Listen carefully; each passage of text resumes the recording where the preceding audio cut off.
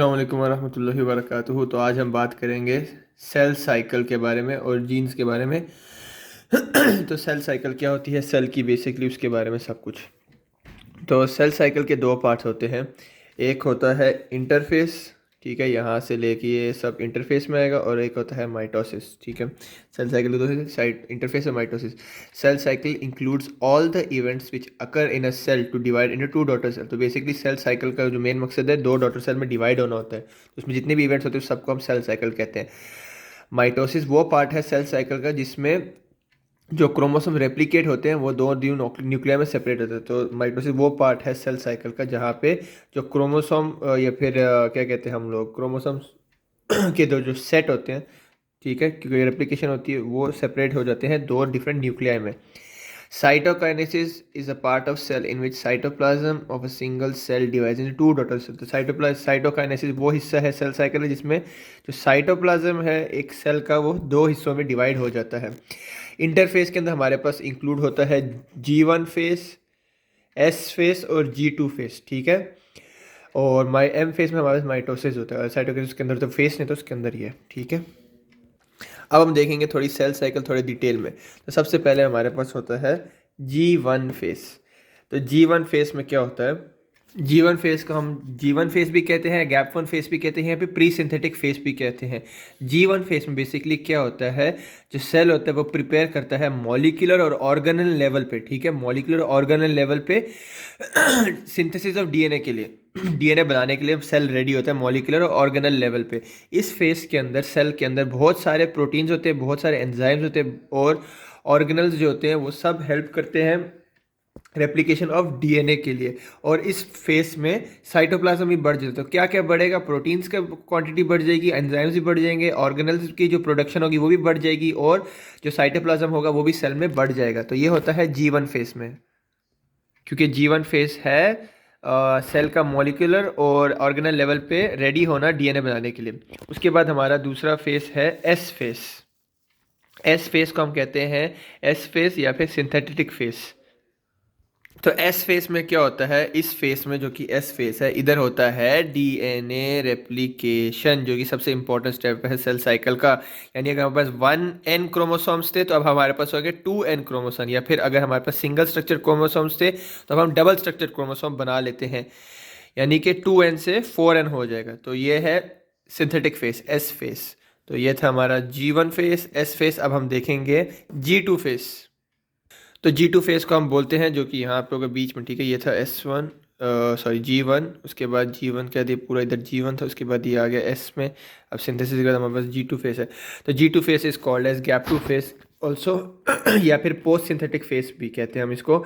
इस फेस में क्या होता है, जो सेल होता है वो रेडी हो रहा होता है दो डीएनए की इक्वली डिवाइड करने के लिए, दो डॉटर सेल में, यानी जो डुप्लीकेटेड डीएनए ना और जो ओरिजिनल डीएनए, ठीक है। फर्स्ट को ये मेरा डबल स्ट्रैंडेड क्रोमोसोम और ये डबल स्ट्रैंडेड क्रोमोसोम, इसको इक्वली डिस्ट्रीब्यूट करना है दो डॉटर सेल में। तो ये होता है G2 फेस, उसकी तैयारी कर रहा होता है। और उसके बाद इवेंचुअली हमारे पास शुरू हो जाती है माइटोसिस। तो माइटोसिस में क्या होता है, जो न्यूक्लियर मटेरियल है या फिर जो डुप्लीकेटेड डीएनए ओरिजिनल डीएनए वो दोनों डॉटर सेल्स में जाएगा। और फिर माइटोटिक फेस के अंदर ही हमारे पास आता है साइटोकाइनेसिस, जिसमें साइटोप्लाज्म और ऑर्गेनल्स हर चीज़ और न्यूक्लियर मटेरियल, न्यूक्लियस सब डिवाइड होकर इक्वली दोनों डॉटर सेल्स में डिस्ट्रीब्यूट होते हैं। और उसके बाद सेल के पास दो ऑप्शन होते हैं, या तो कुछ सेल जो होते हैं डायरेक्टली G1 फेस में एंटर हो जाते हैं, या तो कुछ सेल्स जो होते हैं G0 फेस में एंटर हो जाते हैं। तो G0 फेस क्या होता है कि सेल्स कुछ टाइम के लिए रेस्ट लेते हैं ताकि वो कोई रेप्लिकेशन नहीं करें और अपना मकसद पूरा करें, और वेट करें जब अप्रोप्रिएट स्टिमुलेशन होगी, स्टिमुलस यानी अप्रोप्रिएट सिग्नल आएगा, तब वो फिर से G0 से G1 फेस में एंटर हो जाए। तो ऐसे ये थी हमारी सेल साइकिल। तो अब हमारे पास यहाँ पे तीन टर्म्स हैं, लेबाइल सेल्स, स्टेबल सेल्स और परमानेंट सेल्स। तो लेबाइल सेल्स वो सेल्स हैं हमारी बॉडी में जो हमेशा मल्टीप्लाई होते रहते हैं। एग्जांपल के स्किन के सेल्स जो होते हैं, जीआईटी ट्रैक, गैस्ट्रोइंटेस्टिनल ट्रैक के जो सेल्स हैं, और बोन मैरो के और हेमाटोपोएटिक सेल, बोन मैरो के जो हेमाटोपोएटिक सेल्स होते हैं वो लेबाइल सेल्स होते हैं, क्योंकि हमेशा मल्टीप्लाई करते रहते हैं। तो इसका क्या मतलब है कि ये सेल्स साइटोकाइनेसिस के बाद डायरेक्टली G1 फेस में आते हैं, G0 फेस में नहीं जाते। उसके बाद हमारे दूसरी तरह का सेल जो है वो है स्टेबल सेल। तो स्टेबल सेल वो सेल हैं जो कि माइटोटिक फेस के बाद G0 फेस एंटर कर जाते हैं और G1 नहीं एंटर करते। लेकिन अगर वो चाहें, अगर करेक्ट स्टिमुलस आएगी तो वो फिर से G1 फेस एंटर कर सकते हैं। अगर उनको फोर्स किया जाएगा तो वो G0 से G1 फेस एंटर कर लेंगे। एग्जाम्पल हमारे हेपेटोसाइट्स लिवर के, tubular cells and nephron of kidney और पैंक्रियाटिक सेल्स। तो जैसे कि हम यहाँ पे देख सकते हैं कि ये वो सेल्स हैं जो कि माइटोसिस के बाद G0 फेस में एंटर होते हैं रेस्ट लेने के लिए। लेकिन जब इनको फोर्स किया जाएगा या फिर इनको कोई प्रॉपर स्टिमुलस मिलेगी तो ये वापस G1 फेस एंटर हो सकते हैं और सेल साइकिल रिपीट कर सकते हैं। उसके बाद हमारे पास हैं तीसरे टाइप के सेल्स जिनको हम कहते हैं परमानेंट सेल्स। परमानेंट सेल्स वो सेल्स हैं जो कि G0 फेस एंटर कर लेते हैं एक दफ़ा, उसके बाद वो कभी भी G0 फेन को एग्जिट नहीं करते और कभी भी डिवाइड नहीं करते फिर से, यानी वो परमानेंटली मैच्योर हो जाते, ख़त्म। यानी एक दफ़ा वो उनने एक सेल साइकिल की तो अगर वो G0 फेस एंटर उन्होंने कर लिया तो बस उसके बाद वो G1 कभी नहीं जाएंगे, बस इधर ही बैठे रहेंगे, अपना काम करेंगे, जो फंक्शन है रिप्लिकेट नहीं करेंगे या डिवाइड माइटोसिस नहीं होगी उनकी। ऐसे सेल्स को हम कहते हैं परमानेंट सेल्स। और इसके एग्जाम हमारे पास है neuron cells, skeletal muscle cells और मायोकार्डियल सेल्स। अभी हमने सेल साइकिल पूरी डिस्कस कर लिए, तब हम डिटेल में देखेंगे कि माइटोटिक फेस में क्या क्या होता है, ठीक है, कौन से उसके अपने फेजेस हैं। तो माइटोसिस के 4 फेज होते हैं या 4 स्टेज होते हैं: प्रोफेस, मेटाफेस, एनाफेस, टेलोफेस। अब G2 फेस के बाद सेल साइकिल की न्यूक्लियस के अंदर न्यूक्लियर मटेरियल रेडी होता है और क्रोमोसोम्स जो होते हैं अनकंडेंस्ड होते हैं। यहाँ पे देख सकते chromosome uncondensed, nuclear membrane present है और न्यूक्लियस भी प्रेजेंट है और जो सेंट्रियोल्स हैं वो रैंडमली अरेंज्ड है, ठीक है। ये G2 फेस में होता है, हमें याद है G1 एस फेस का G2 फेस। तो इधर क्या हो रहा होता है उसकी हम बात करें।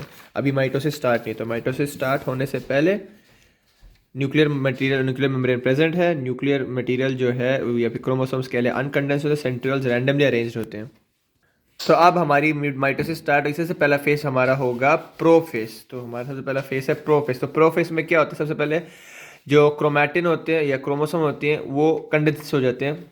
यानी कंडेंसेशंस क्यों होती है, क्योंकि जो हिस्टोन प्रोटीन होते हैं उसकी फॉस्फोराइलेशन होती है और जो हमारा ये ब्लू में न्यूक्लियर मेम्ब्रेन है ये डिज़ोल्व होने लग जाता है और ये होता है फॉस्फोराइलेशन ऑफ लैमिनिन प्रोटीन की वजह से, ठीक है। और उसके अलावा जो सेंट्रियोल्स हैं हमारे वो दोनों ऑपोजिट पोल्स पे आ जाते हैं। तो ये होता है प्रोफेस में। मेटाफेज दूसरा फेस है, क्या कहते हैं, दूसरा स्टेज है हमारी माइटोसिस का। तो इसमें क्या होता है, क्रोमोसोम जो होते हैं मेटाफेज में वो अरेंज हो जाते हैं इक्वेटर पे, यानी कि बीच में, बिल्कुल सेल के बीच में हो जाते हैं। सेंट्रियोल्स जो न्यूक्लियर मेम्ब्रेन बिल्कुल ही ख़त्म हो जाए, डिजोल्व हो चुका होता है, ख़त्म, डिसअपियर हो गया। सेंट्रियोल्स ऑपोजिट पोल्स में प्रेजेंट होते हैं और माइक्रोट्यूब्यूल्स या फिर माइटोटिक स्पिंडल बनते हैं जो कि क्रोमोसोम के काइनेटोकोर पे अटैच होकर उनको सेंटर में अलाइन करते हैं। तो ये होता है मेटाफेज में।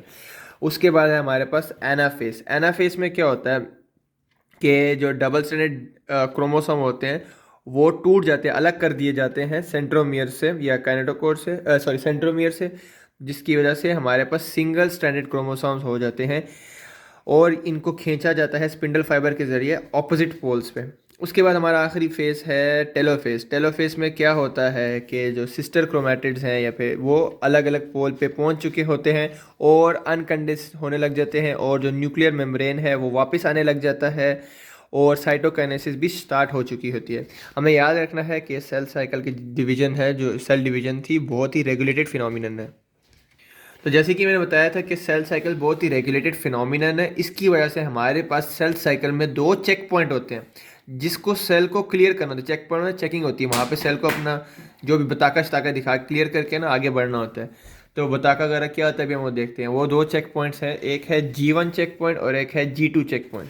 तो G1 चेक पॉइंट देख सकते हैं आप, G1 फेस के बाद इधर रेड में है और G2 check point G2 phase के एंडिंग पे इधर है। तो ये हमारे 2 तरह के चेक पॉइंट्स हैं। तो G1 चेक पॉइंट को हम बोलते हैं G1S चेक पॉइंट भी बोल सकते हैं और G2 चेक पॉइंट को हम बोल सकते हैं और ये भी बोल सकते हैं कि G2M चेक पॉइंट। अब G1 चेक पॉइंट या G1S चेक पॉइंट क्या है, वो प्रेजेंट होता है जंक्शन ऑफ G1 और S फेस। तो यहाँ पे हमारे पास S फेस और G1 फेस, इन दोनों के जंक्शन पे हमारे पास G1 चेक पॉइंट। इधर सेल का जो डीएनए है वो स्कैन किया जाता है और मेक श्योर किया जाता है कि डीएनए बिल्कुल हेल्दी है, उसमें कोई भी मिस्टेक नहीं है, कोई भी डैमेज नहीं है या कोई भी किसी भी तरह की म्यूटेशन नहीं है। और अगर कोई भी उसमें डैमेज या म्यूटेशन नहीं है तो सेल आगे बढ़ सकता है एस फेस में जाने के लिए। लेकिन अगर सेल में कोई भी डैमेज है या कोई भी म्यूटेशन है, तो सेल जब तक अपना डीएनए रिपेयर नहीं करेगा तो वो सिंथेसिस फेज एस फेज में नहीं जाएगा, ताकि वो उसकी कॉपी ना बनाए। तो अगर फ़र्ज़ करें हमारे नोट्स हमने जो लिखने हैं मेन वही सही नहीं है, तो हम उसकी कॉपी बना के किसी को देंगे नहीं। तो इस तरह G1 फेज में क्या होता है, डीएनए को चेक किया जाता है कि डीएनए में कोई भी ख़राबी नहीं है, कोई भी म्यूटेशन नहीं है, ताकि जब हम उसकी कॉपी भी हम उसकी ना बनाएं। तो जब तक वो सही नहीं करेगा तो आगे नहीं बढ़ेगा, तो इसको हम कहते हैं G1 चेक पॉइंट। अब G2 चेक पॉइंट को हम और भी कहते हैं G2M चेक पॉइंट, और G2 चेक पॉइंट प्रेजेंट होता है G2 फेस और M फेस जो कि माइटोसिस है उसके बीच में। इधर जो होता है डीएनए स्कैन किया जाता है और डीएनए कॉपी को भी स्कैन किया जाता है कि कोई भी मिस्टेक नहीं की गई डीएनए रेप्लिकेशन में। तब हम जो नोट्स हम लिख उसको भी चेक करेंगे, और जो नोट्स की हमने कॉपी भी बनाई है उसको भी हम चेक करेंगे कि यार कोई गलती तो नहीं, इससे पहले मैं सब लोगों को बांटूं। तो अगर उसमें कोई गलती हुई, कोई भी म्यूटेशन हुई, तो जब तक सेल उस गलती को रिपेयर नहीं करेगा, चाहे वो ओरिजिनल डीएनए की कॉपी में हो या फिर वो जो उसकी कॉपी बनाई गई है डीएनए की उसमें हो, तब तक सेल G2 फेज से आगे नहीं बढ़ पाएगा। तो ये इसको हम कहते हैं G1 चेक पॉइंट और G2 चेक पॉइंट। तो यहाँ पे हम देख सकते हैं हमारे पास G1 फेज था, उसके बाद S फेज, उसके बाद G2 M फेज, लेकिन G1 से S के बीच में हमारे पास G1 चेक पॉइंट आएगा, और S फेस और G2 के बाद हमारे पास G2 और M फेस के बीच में हमारे पास आएगा G2 चेक पॉइंट। उसके बाद वही माइटोसिस फेस स्टार्ट हो जाएगा, फिर सेल या तो G0 फेस में जाए या तो वापस G1 में जाए। अब हमने देख लिया G1 कंट्रोल या चेक पॉइंट या फिर G2 कंट्रोल। अब हम देखेंगे सेल साइकिल की जो प्रोग्रेशन है वो कैसे कंट्रोल की जाती है जेनेटिक लेवल पे, क्योंकि इतना सिंपल है, थोड़ा कॉम्प्लिकेटेड है।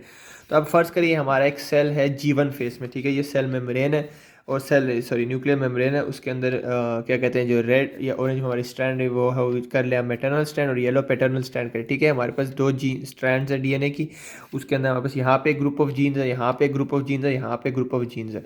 ये जो ग्रीन कलर के ग्रुप ऑफ जीन्स है ये रेस्पॉन्सिबल है सेल को क्या कहते हैं रेप्लिकेशन ऑफ डीएनए स्टार्ट करने की। अगर ये जीन एक्टिवेट होंगे, ये सेट ऑफ जीन्स, तो सेल क्या कहते हैं अपने डीएनए की रेप्लिकेशन स्टार्ट कर देता है और मूव करता है G1 से S फेस में।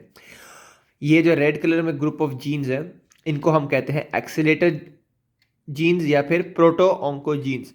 ये वो ग्रुप ऑफ जीन्स है जो कि अगर एक्सप्रेस होंगे तो ये पॉजिटिव रेगुलेशन करेंगे इस ग्रीन सेट ऑफ जीन्स के और हेल्प करेंगे कि इसकी एक्टिवेशन हो और सेल के डीएनए रेप्लिकेशन हो और सेल G1 फेज से S1 फेज में जाए। अच्छा, उसके बाद हमारे पास एक और सेट ऑफ जीन्स है जो कि मैंने यहाँ ब्लू कलर में हाईलाइट किए हैं, इनको हम कहते हैं ब्रेक जीन्स। तो जब ये ग्रुप ऑफ जीन्स एक्सप्रेस होंगे तो ये नेगेटिव रेगुलेट करेंगे इन ग्रीन सेट ऑफ जीन्स को और रोकेंगे इन सेट ऑफ जीन्स को डीएनए रेप्लिकेशन में जाने से या फिर G1 से S फेस जाने में। तो ये एक बेसिक आइडिया था, ठीक है, basic principle regulation of cell cycle on genetic level पे। प्रोटो ऑन्कोजीन्स प्रमोट करेंगे डीएनए रेप्लिकेशन और ब्रेक जीन्स क्या कहते हैं इनहिबिट करेंगे डीएनए रेप्लिकेशन ताकि सेल जाए G1 से S फेस में। अब हम देखेंगे थोड़ी डिटेल में कि क्या होता है। So now we are going to discuss in detail about all these genes. So the group of these red genes or accelerator genes or proto-oncogenes, what are they and what they produce?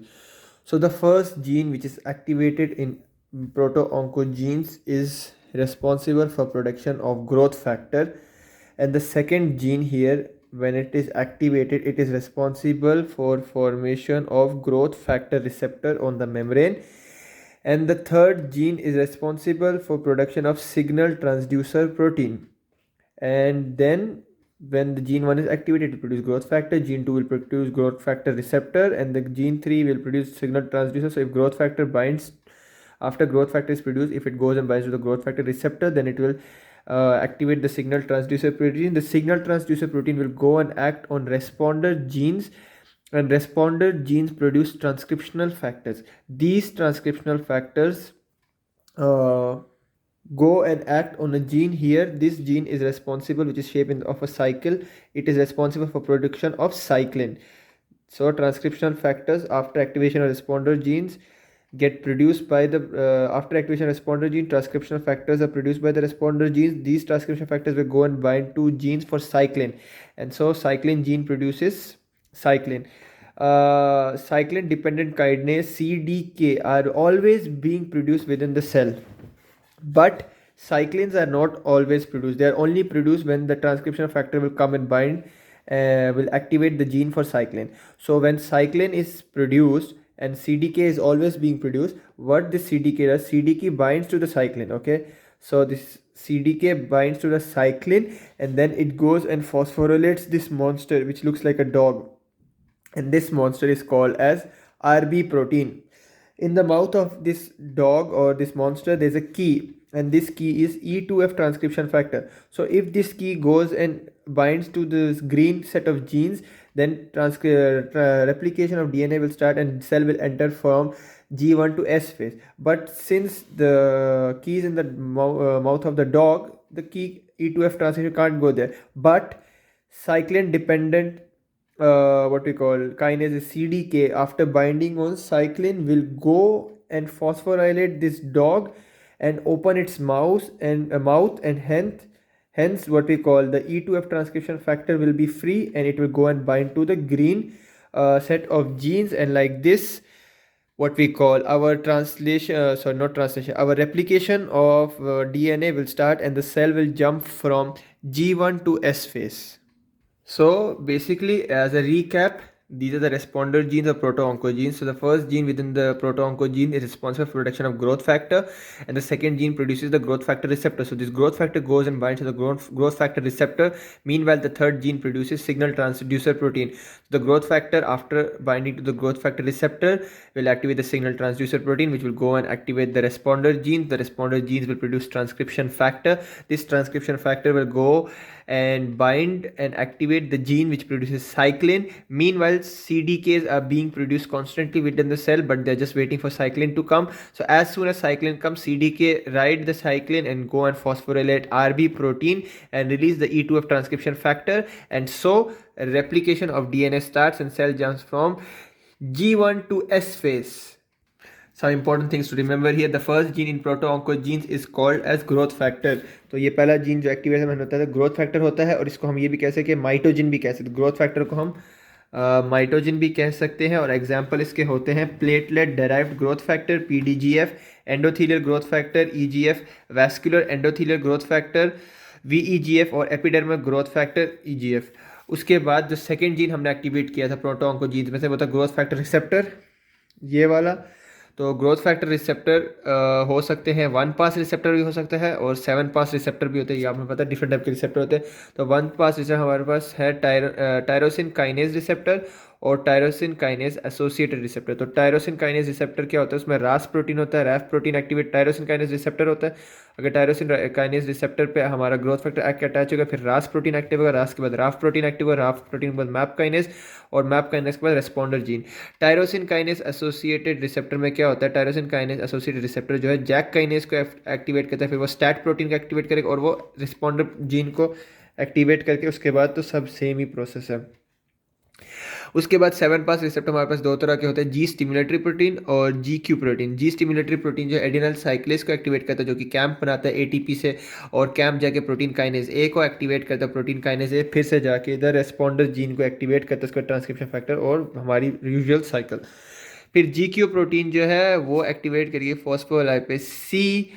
Phospholipase C जो है हमारे membrane के अंदर काट के बनाएगा PIP2 जो कि डिवाइड होगा इनोसिटोल ट्राइफॉस्फेट और डायसाइल ग्लिसराइड, जो उसके बाद रिलीज करेगा CA2 प्लस कैलमोडिलिन और कैम के, जो कि फिर से जाके एक्ट करेगा रेस्पॉन्डर जीन पर, उस पर हमारी कंटिन्यू हो जाएगी normal cycle.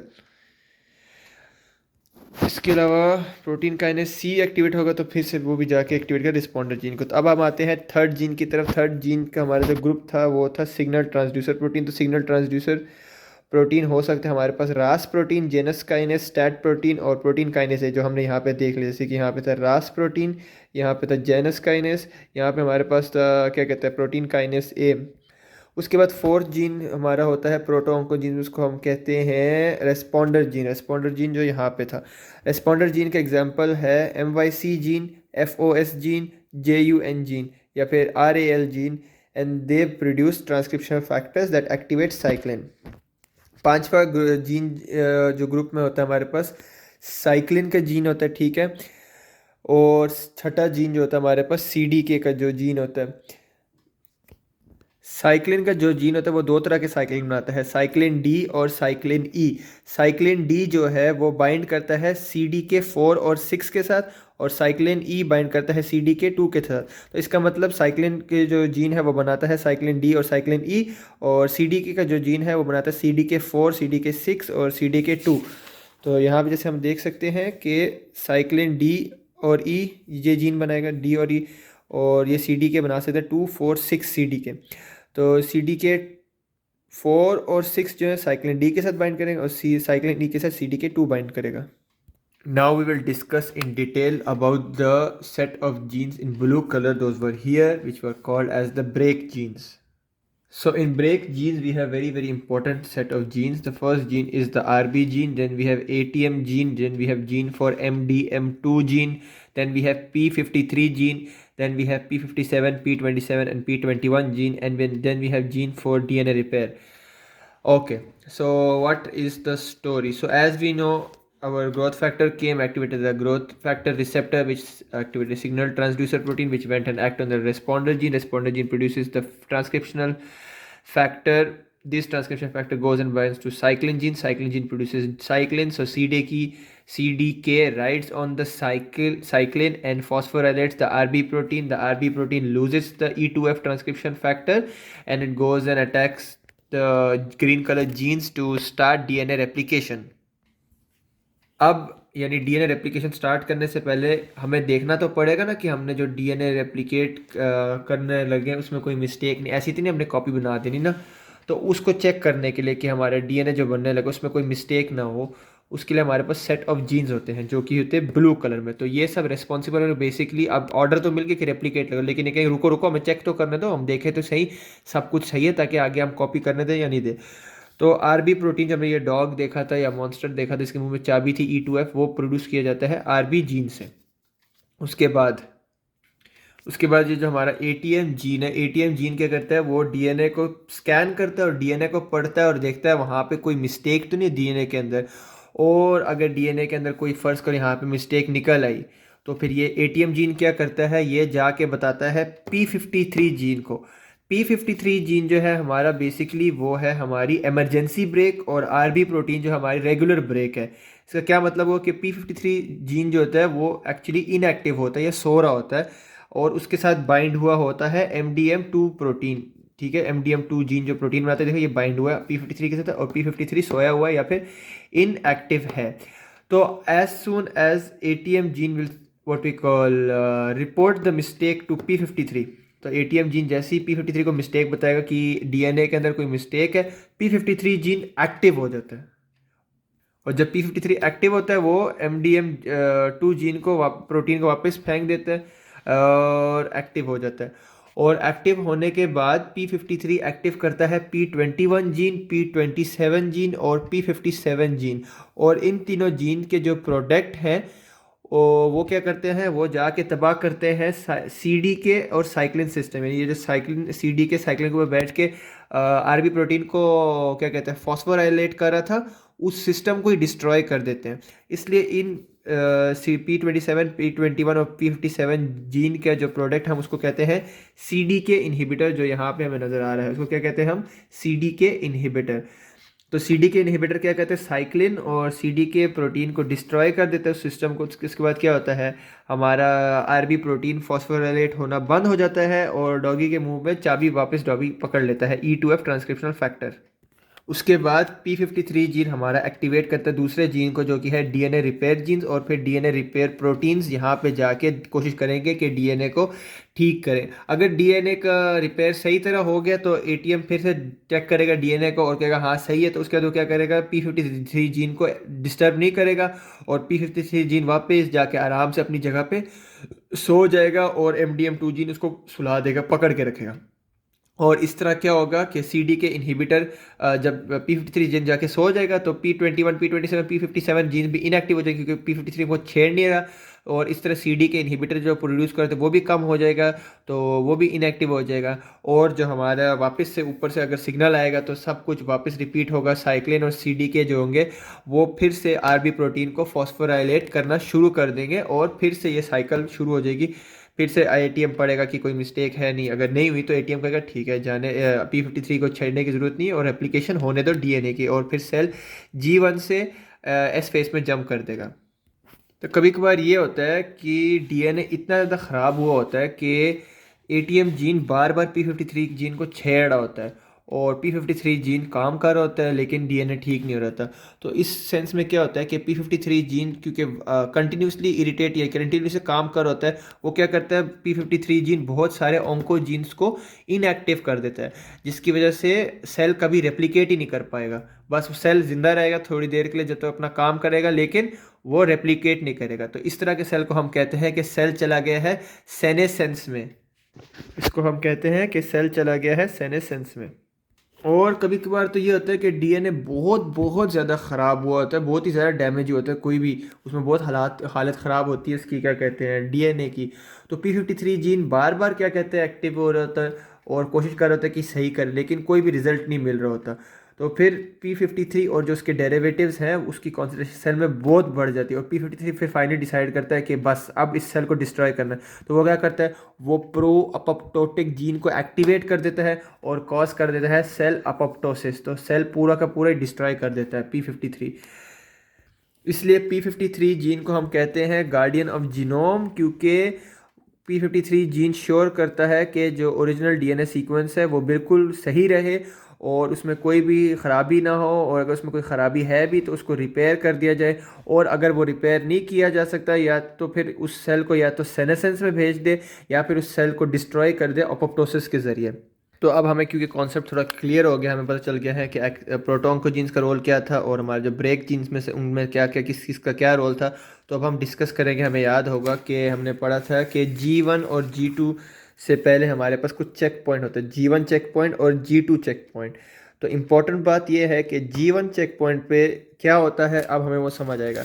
G1 check point पे एक्चुअली होता है हमारे पास RB प्रोटीन और P53 जो कि होते हैं G1 के चेक पॉइंट, और G2 चेक पॉइंट पे होता है P53। सो P53 चेक पॉइंट, P53 जो होता है चेक पॉइंट नंबर 1 जो कि है G1 चेक पॉइंट, और चेक पॉइंट नंबर 2 G2 भी प्रेजेंट होता है, और जो हमारा RB प्रोटीन है वो G1 चेक पॉइंट पे P53 के साथ प्रेजेंट होता है। तो चेक पॉइंट नंबर 1 पे P53 जीन और RB प्रोटीन होगा, और क्या कहते हैं चेक पॉइंट नंबर 2 पे सिर्फ P53 जीन होगा। और इन चेक पॉइंट को क्रॉस करने के लिए हमें चाहिए होते हैं साइक्लिन्स। याद है आपको साइक्लिन, हमने पढ़ा था साइक्लिन, हमें चाहिए होते हैं साइक्लिन। ये हमारे पास साइक्लिन थे, तो ये साइक्लिन बेसिकली हमें चाहिए होते हैं चेक पॉइंट को क्लियर करने के लिए। तो इसलिए G1 चेक पॉइंट हमारे पास साइक्लिन डी होता है, जिसके साथ बाइंड हो रहा है CDK4 और 6, और या फिर साइक्लिन ई हो सकता है जिसका CDK2 बाइंड होगा। और G2 चेक पॉइंट हमारे पास आता है साइक्लिन ए जिसके साथ बाइंड होगा CDK2, और साइक्लिन बी जिसके साथ बाइंड होगा CDK1। तो साइक्लिन प्रोड्यूस कर सकते हैं cyclin A, cyclin B, cyclin D, cyclin E. Different cyclin different check point पे प्रेजेंट होंगे। तो चेक पॉइंट 1 पे साइक्लिन डी और साइक्लिन ई होगी, चेक पॉइंट 2 पे साइक्लिन ए और साइक्लिन बी होगी। CDK क्योंकि हमें पता है हमेशा प्रोड्यूस हो रहा था, तो रेस्पेक्टिव CDK रेस्पेक्टिव साइक्लिन्स के साथ जुड़ेगा या फिर बाइंड होकर फॉस्फोराइलेट करेगा हमारे RB प्रोटीन को।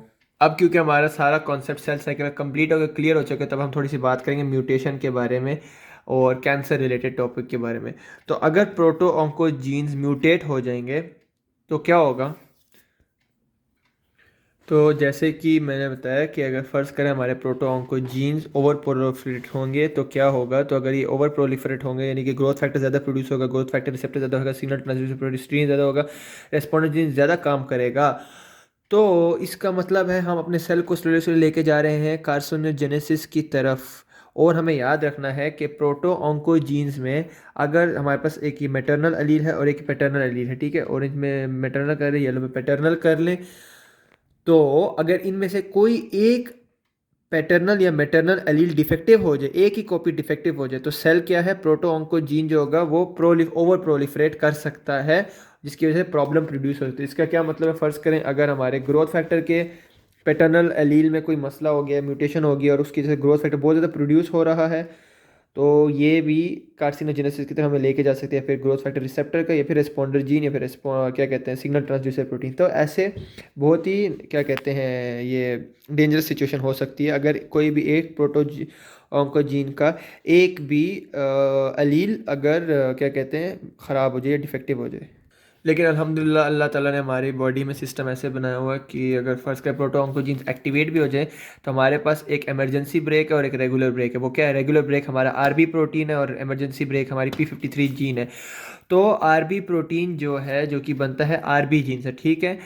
फ़र्ज़ करें कि अगर आपको कैंसर डेवलप करना है तो उसके लिए आपको सिर्फ प्रोटो ऑन्कोजीन्स एक्टिवेट नहीं करने पड़ेंगे, आपको आरबी जीन को भी डिफेक्टिव करना पड़ेगा या उसका भी फेलियर होना पड़ेगा उसके लिए। लेकिन आरबी जीन की खासियत क्या है कि आरबी यहाँ पे प्रोटो ऑन्कोजीन हमें पता था कि चाहे एक मैटरनल एक पैटर्नल अलील का अंदर मसला आ जाए तो जीन का मसला हो जाएगा और फिर जीन एबनॉर्मल प्रोटीन प्रोड्यूस करेगा बहुत ज़्यादा। लेकिन ऐसा ब्रेक जीन्स में नहीं होता। ब्रेक जीन्स में क्या होता है, जैसे कि फ़र्ज़ के आरबी जीन में, आरबी जीन का अगर एक ही मैटरनल या पैटर्नल अलील क्या होता है म्यूटेट कर जाए, डिफेक्ट हो जाए, फेल हो जाए, तो दूसरा अलील से इतना आरबी जीन एक्टिवेट होता है, इतना आरबी प्रोटीन प्रोड्यूस करता है कि हम लोग सेल की जो साइकिल है उसको अच्छे से रेगुलेट कर सकते हैं।